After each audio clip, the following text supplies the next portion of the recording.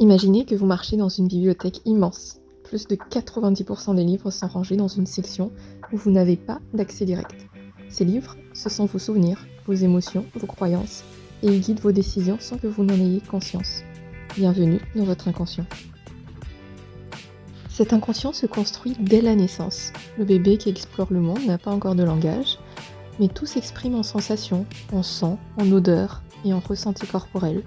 Chaque câlin, chaque sourire, chaque cri ou absence de réponse s'inscrit comme une empreinte émotionnelle dans son inconscient. Les enfants apprennent surtout par mimétisme, en observant tout ce que nous faisons.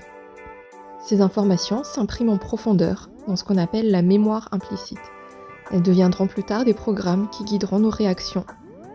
C'est pour ça qu'en tant qu'adultes, nous répétons parfois des schémas que nous ne comprenons pas, parce qu'ils ont été programmés très tôt, parfois avant que nous sachions parler. Notre inconscient continue à se nourrir tout au long de notre vie.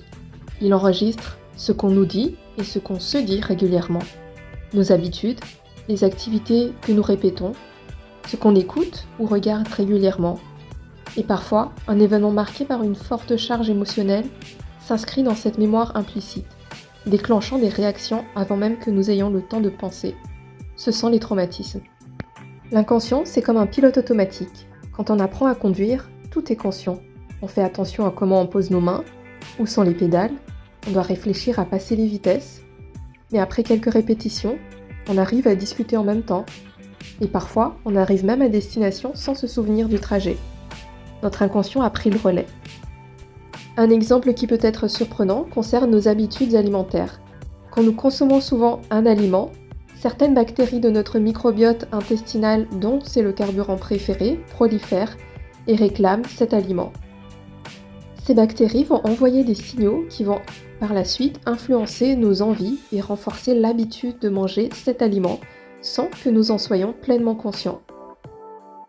Comprendre l'inconscient, c'est découvrir que nous sommes bien plus que nos décisions conscientes et notre mental.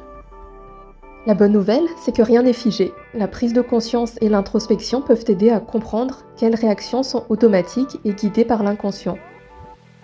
L'inconscient, c'est comme une grande bibliothèque vivante, et chaque jour, nous pouvons choisir d'y écrire de nouvelles pages grâce à la répétition de nouveaux comportements, de nouvelles croyances, le jeu, l'intégration émotionnelle, et vous pouvez aussi vous faire aider grâce à la thérapie.